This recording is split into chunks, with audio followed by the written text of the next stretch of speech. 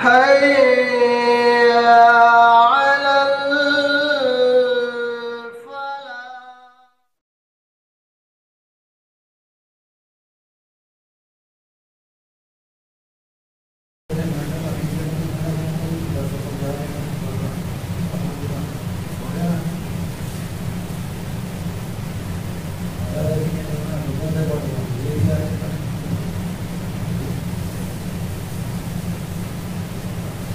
الحمد لله رب العالمين والصلاة والسلام على سيد المرسلين وعلى آله وصحبه أجمعين أما بعد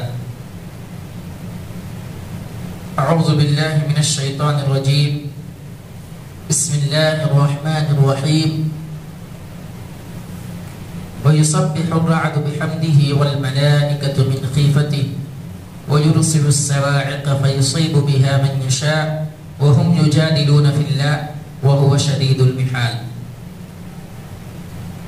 الحمدللہ آج 26 تراویح مکمل ہو گئی، جس میں جو تراویح میں قرآن کی تلاوت کی جاتی ہے 13 پارے الحمدللہ مکمل ہو گئے، اور تفسیر میں سورہ یوسف الحمدللہ کل مکمل ہو گیا تھا. اب سورہ رعد جو ہے شروع ہوا ہے. سورہ رعد، اس میں اللہ رب العالمین نے بہت ساری چیزوں کا ذکر کیا ہے. رعد کے معنی ہوتے ہیں گرج کے. جب بارش ہوتی ہے تو آسمان گرجتا ہے، ایک آواز آتی ہے.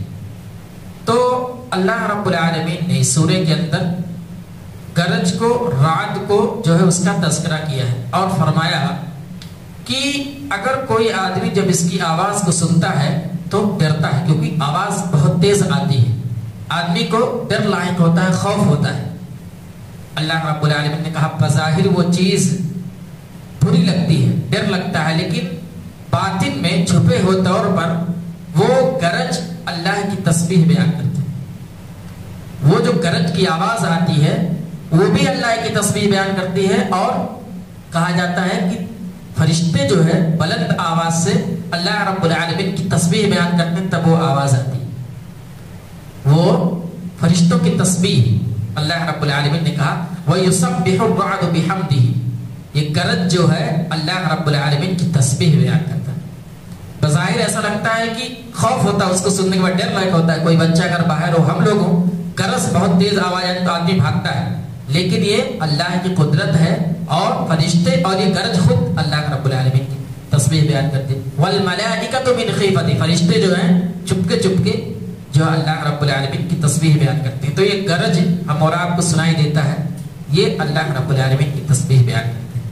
پھر آگے اللہ رب العالمین نے اس کی اگلی آیت والی آیت میں توحید جو ہے، اللہ رب العالمین کو ایک پکارنا، اللہ رب العالمین کو ایک ماننا، اس کی تشبیہ اتنے بہترین انداز میں دی ہے. آیت دیکھتے ہیں. لہو دعوت الحق. اللہ رب العالمین نے کہا پکارنا صرف اسی کو ہے، ایک اللہ کو صرف پکارنا، اس کے علاوہ کسی کو نہیں پکارنا ہے. حقیقی اور صحیح معنوں میں پکارنا اسی کو ہے. لہو دعوت الحق. لہو دعوت الحق والذین يدعون من دونه لا يستجيبون لهم بشيء الا كباسط كفيه الى الماء ليبلغ فاه وما هو ببالغه وما دعاء الكافرين الا في ضلال. اس کی مثال بیان کی گئی ہے جو اللہ کو چھوڑ کر کے کسی دوسرے کو پکارتا ہے. ان کی تشبیہ دی گئی ہے کہ گویا کوئی آدمی ایک کنواں ہے یا تالاب ہے، اس کے پاس کھڑا ہو کر کے یہ گمان کرے کہ پانی خود بخود اس کے منہ میں آ جائے. یہ ممکن ہے؟ نہیں ممکن ہے. تو اگر کوئی آدمی اللہ کو چھوڑ کر کے کسی دوسرے کو پکارتا ہے تو گویا یہی کر رہا ہے کہ اس سے امید لگا رہا ہے کہ وہ اس کو کچھ دینے والا، حالانکہ کچھ نہیں دے سکتا. لا يستجيبون لهم بشيء الا كباسط كفيه الى الماء. کہ آدمی یہ چاہتا ہے کہ پانی جو سمندر میں ہے خود بخود اس کے منہ میں آ جائے. وما هو ببالغ. جبکہ حقیقت یہ ہے کہ پانی اس کے منہ میں نہیں آ سکتا. تو آدمی اگر اللہ کو چھوڑ کر کے کسی دوسرے کو پوری زندگی پکارتا رہے کچھ فائدہ حاصل ہونے والا نہیں. یہ تشبیہ دیکھیے اللہ رب العالمین نے کتنی بہترین دی ہے کہ آدمی کنویں کے پاس بیٹھا ہو اور پانی اس کو چاہیے پیاسا ہو اور وہ وہاں پر ایسا ہاتھ پھیلائے بیٹھا ہو کہ پانی اس کے منہ میں خود بخود آ جائے، یہ نہیں ہو سکتا. تو گویا کہ اللہ رب العالمین نے تشبیہ دی ہے کہ اللہ کو چھوڑ کر کے اگر کوئی آدمی کسی دوسرے کو پکارتا ہے تو اس کی مثال اسی جیسی ہے. ایک اور مثال سے سمجھیے، ایک روڈ پر اگر ہم جاتے ہیں بائک سے یا کسی بھی، تو دور پر اگر دھوپ بہت تیز ہے، دور پر ایسا لگتا ہے کہ روڈ پر پانی ہے، وہ دکھتا ہے ایسا. جاتے ہوئے دور، بہت دور روڈ اگر صاف ہو تو دکھتا ہے کہ اس پر پانی ہے، اور جب اس کے قریب ہم جاتے ہیں تو وہ ریت ہوتا ہے، کچھ نہیں ہوتا، لیکن دور سے ایسا دکھتا ہے کہ وہ پانی ہے. تو اس شخص کی مثال ویسی ہے کہ آدمی اس کو پانی گمان کر کے وہ دوڑتا ہوا جائے اور اس کو پیاس لگی ہو کہ وہ پانی پی لے، لیکن حقیقت میں وہ ریت ہے. تو اس کی مثال یہی ہے کہ اگر اللہ کو چھوڑ کر کوئی آدمی دوسرے کو پکارے تو اس کے کچھ ہاتھ آنے والا نہیں. ایک تو آدمی پیاسا ہے، دوڑے گا تو پیاس اوپر سے لگے گی اور پانی اوپر سے نہیں پائے گا. تو اللہ کو چھوڑ کر کے اگر کوئی آدمی کسی دوسرے کو پکارتا ہے تو اسے کچھ ملنے والا نہیں ہے، کچھ حاصل ہونے والا نہیں ہے. پھر آگے اللہ رب العالمین نے مومنوں کی، عقل مندوں کی کچھ صفات بیان کر رہا ہے کہ عقل مند اور حقیقی معنوں میں عقل مند کون ہے. اللہ رب العالمین نے کہا عقل مند وہ ہے الذین یوفون بعہد اللہ ولا ینقضون المیثاق، جو اللہ رب العالمین سے وعدہ کیا ہے، اللہ کے وعدہ کو جو پورا کرتا ہے، ولا ينقضون الميثاق، اور اس کے وعدے کو توڑتا نہیں ہے. صحیح معنوں میں عقل مند وہ ہے. اور آگے کہا والذین یصلون، صحیح معنوں میں عقل مند وہ ہیں جو صلہ رحمی کرتے ہیں. ما امر اللہ، اللہ کے حکم کے، اللہ نے جو حکم دیا دوسروں کے ساتھ صلہ رحمی کرنے کا، دوسروں سے اچھا برتاؤ کرنے کا، عقل مند وہ ہے جو دوسروں کے ساتھ صلہ رحمی کرے ان یوصل، اور وہ صلہ رحمی، وَيَخْشَوْنَ رَبَّهُمْ، اور رب العالمین سے ڈرے، وَيَخَافُونَ سُوءَ الْحِسَابِ، اور جو ہے برے عذاب سے، برے حساب سے ڈرے. یہاں دو لفظ استعمال کیا گیا ہے، ایک ہے یخشونا، اس کا معنی ہوتا ہے ڈرنے کے، اور ایک ہے یخافونا، اس کا معنی بھی ڈرنے کا ہوتا ہے. دونوں کا معنی ایک ہے، لیکن اللہ رب العالمین نے الگ الگ کیوں جو ہے یہ لفظ کہا. ایک جگہ کا یخشونا ربہم، اپنے رب سے ڈرتا ہو، وَيَخَافُونَ سُوءَ الْحِسَابِ، اور برے حساب سے ڈرتا ہو. یہ دونوں میں کیا فرق ہے؟ اگر دونوں ایک جگہ استعمال کیے جائیں تو اس میں فرق ہے. یخافونا کہتے ہیں خوف، خوف جس کو کہتے ہیں، خوف اور خشیت میں فرق ہے. خوف اس کے کہتے ہیں جیسے کوئی آدمی اس دنیا کے اندر زندگی گزار رہا ہے، اس کو نہ تو نماز سے مطلب ہے، نہ تو روزے سے مطلب ہے، نہ تو حج سے مطلب ہے، نہ تو زکات سے مطلب ہے، نہ تو توحید کا کلمہ ادا کرتا ہے، یعنی کوئی بھی چیز نہیں کرتا ہے، یعنی گناہوں میں مبتلا ہے، معصیت کرتا ہے. اور کبھی جب وہ تنہائی میں جاتا ہے تو سوچتا ہے کہ میں جس طریقے سے اپنی زندگی گزار رہا ہوں، نہ تو میں نماز پڑھ رہا ہوں، نہ تو روزوں کا اہتمام کر رہا ہوں، نہ اللہ رب العالمین کے غیظ و غضب سے ڈر رہا ہوں، میرا کیا ہوگا؟ یہ سوچ کر کے جو خوف، جو ڈر اس کے دل کے اندر آتا ہے اس کو خوف بولتے ہیں. یعنی اپنے برے انجام سے سوچ کر کے اس کا انجام کیا ہونے والا ہے اس کو سوچ کر کے اگر دل کے اندر ڈر ہو تو اس کو خوف کہتے ہیں.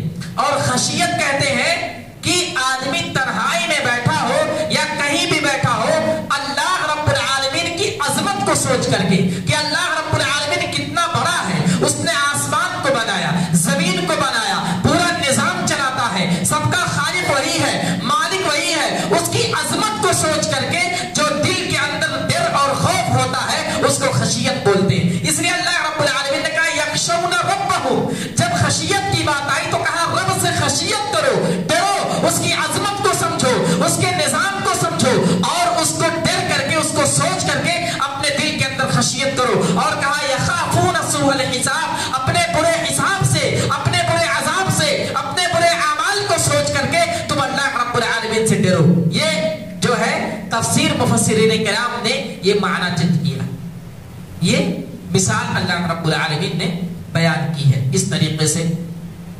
اور آگے ایک چیز کی طرف رہنمائی فرمائی ہے اللہ رب العالمین نے، جو اس کے لیے پوری دنیا پریشان ہے، پوری دنیا اس کے لیے پریشان، اس کو چاہتی ہے. کہیں آدمی ادھر دوڑ رہا ہے، کہیں ادھر دوڑ رہا ہے، کہیں ادھر جا رہا ہے. کیا چیز ہے وہ؟ پوری دنیا پریشان. عورت چاہیے بھی، ہر انسان کو چاہیے سکون. زندگی میں کہتے ہیں ہم کو سکون چاہیے. اللہ رب العالمین نے کہا کہ اگر سکون چاہیے، صحیح معنوں میں سکون اگر چاہیے تو تم اللہ رب العالمین کا ذکر کرو، اللہ کو یاد کرو. کیا کہا؟ الذین آمنوا وتطمئن قلوبهم بذکر اللہ. تمہارے دل کو اطمینان نہیں مل سکتا ہے، آدمی مطمئن نہیں ہو سکتا ہے الا بذکر اللہ، بغیر اللہ رب العالمین کے ذکر کے.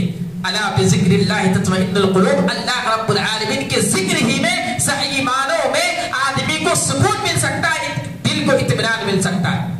آج دیکھتے ہیں آدمی صبح صبح نکلتا ہے واکنگ کے لیے. کہاں جا رہے ہیں؟ سکون چاہیے.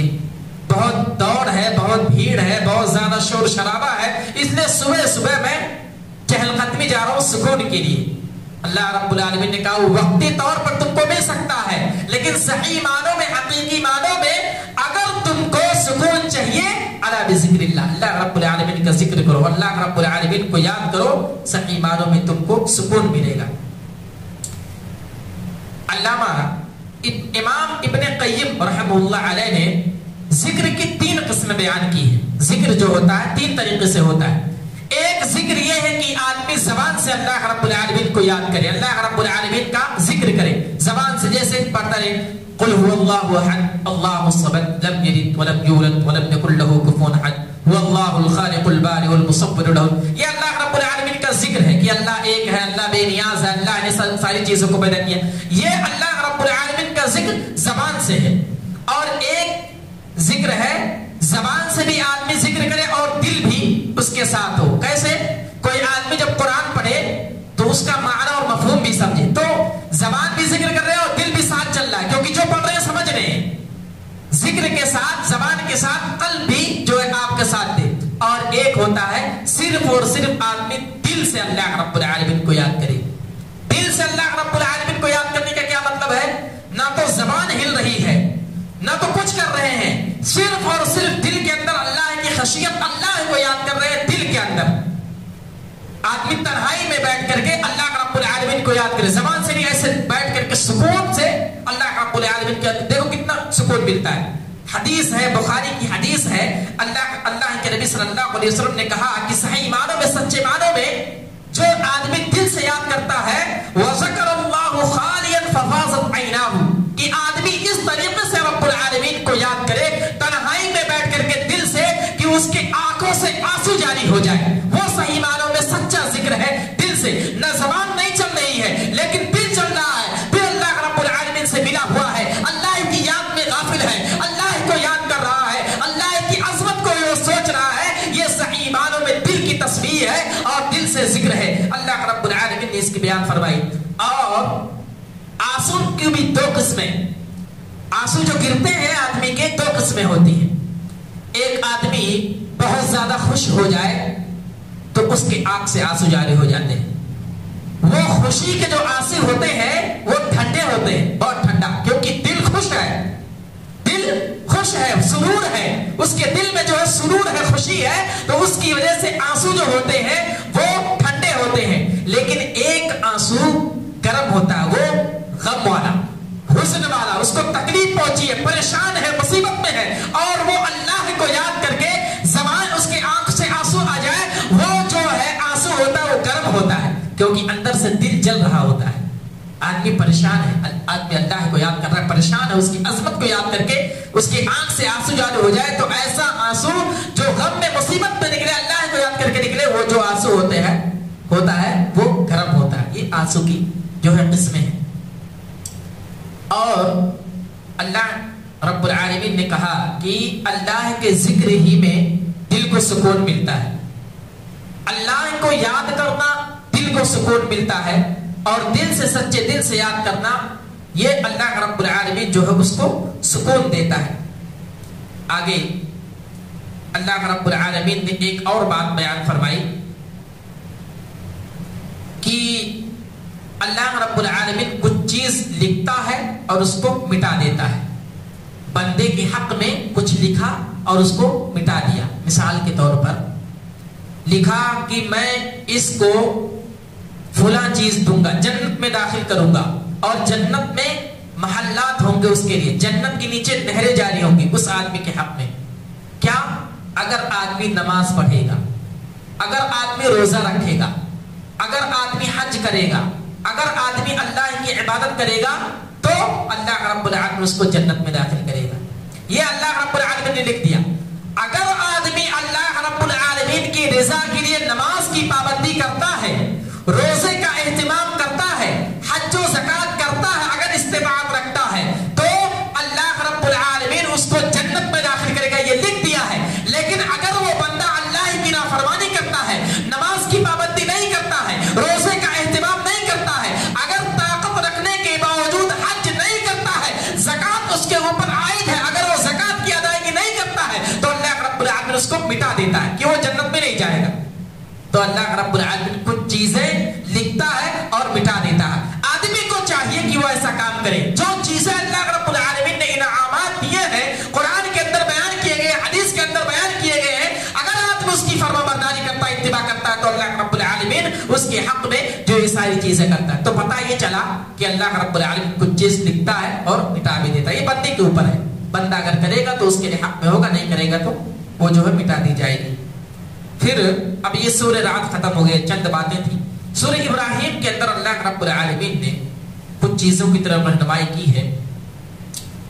یہ کہ اللہ رب العالمین نے بیان فرمایا کہ آدمی دنیا سے محبت نہ کرے. تو یہاں پر اللہ رب العالمین نے کس چیز سے منع فرمایا ہے؟ یہ کہ آدمی دنیا سے محبت کرے، کیونکہ آدمی اگر دنیا سے محبت نہیں کرے گا تو روپیہ پیسہ کہاں پائے گا. اتنا زیادہ محبت نہ کرے کہ آخرت کو پیچھے چھوڑ دے، یعنی محبت آخرت پر مقدم آ جائے، آخرت پر دنیا بہت زیادہ آ جائے، اتنی زیادہ محبت ہو جائے کہ آدمی آخرت کے بارے میں فکر نہ کرے. اس سے اللہ رب العالمین نے منع فرمایا.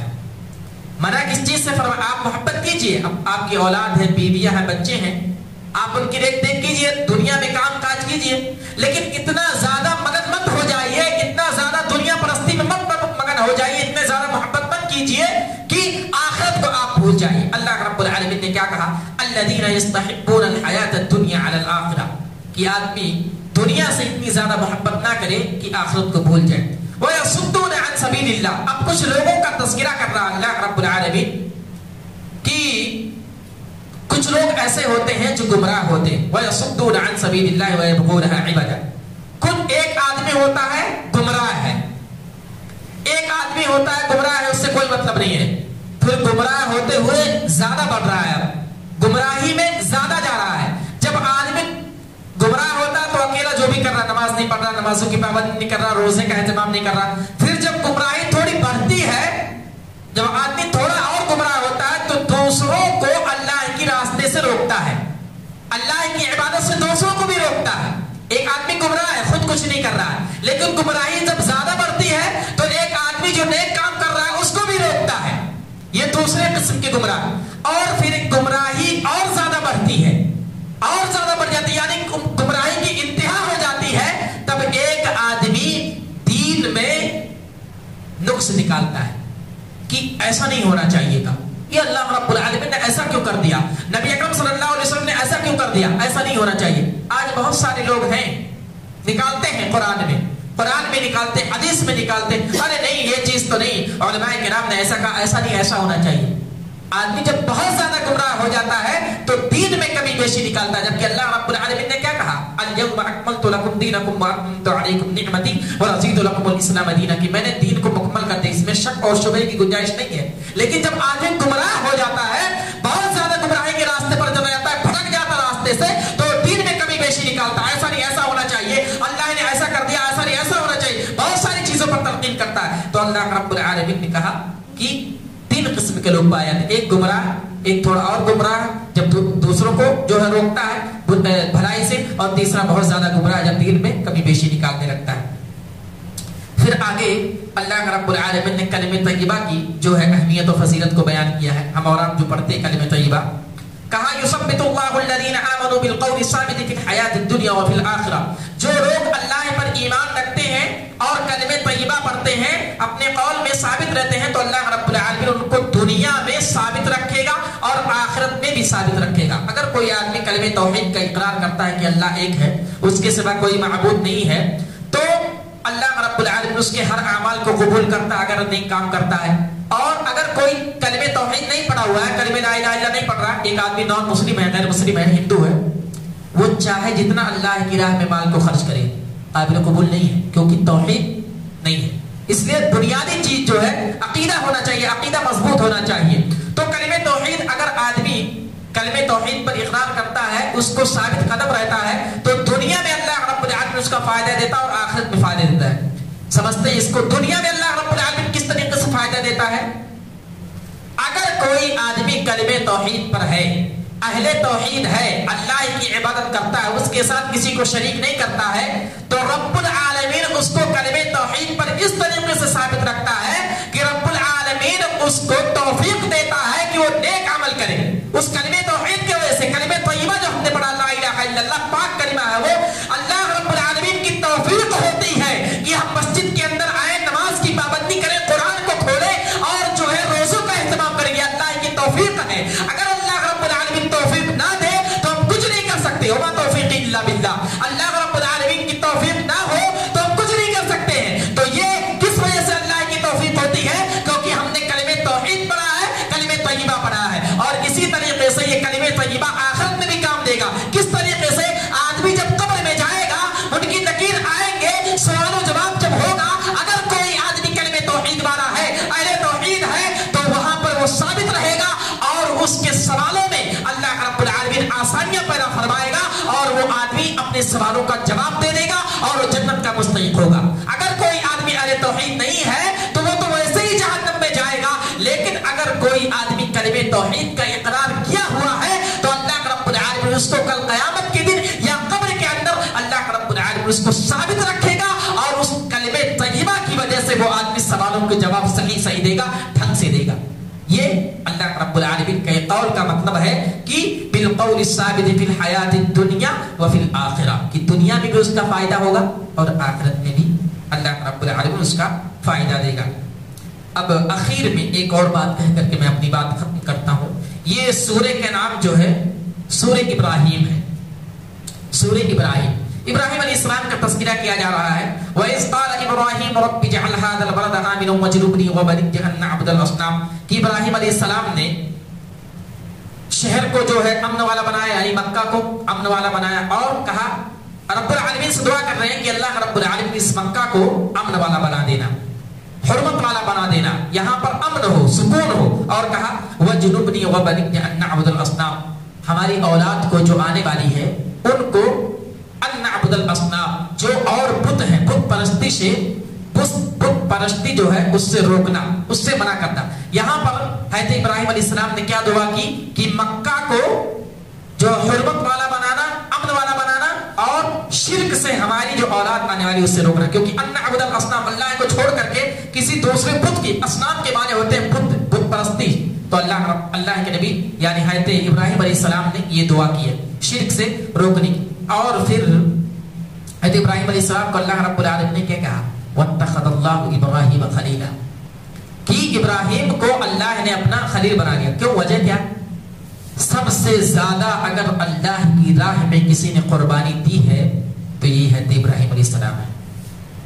حکم ہوتا ہے اپنی بیوی اور بچوں کو ایسی جگہ پر چھوڑاؤ، نہ تو پانی ہے نہ تو کھانا ہے، اور اسباب ایسا نہیں ہے کہ وقتی طور پر نہیں ہے، کچھ سبب بھی نہیں ہے کہ بعد میں مل جائے گا، نہ وہی چرند ہے نہ پرند ہے نہ جانور ہے نہ انسان ہے، کوئی نہیں ہے وہاں پر، لیکن اللہ رب العالمین کا حکم ہے کہ ایسے بیابان میں لے جا کر کے چھوڑ دو کہ وہاں پر نہ تو کھانے کا سامان ہے نہ تو پینے کا سامان ہے۔ حضرت ابراہیم علیہ السلام نے کہا ٹھیک ہے، اللہ کا حکم ہوا اور وہ راضی ہو گئے اور جاتے ہیں، حضرت ہاجرہ کو چھوڑتے ہیں، اور ان کے بچے حضرت اسماعیل علیہ السلام بھی چھوٹے سے ہیں، دودھ پی رہے ہیں۔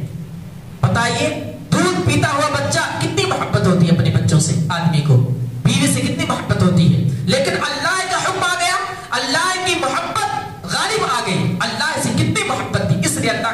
العالمین نے ان کو اپنا خلیل بنایا.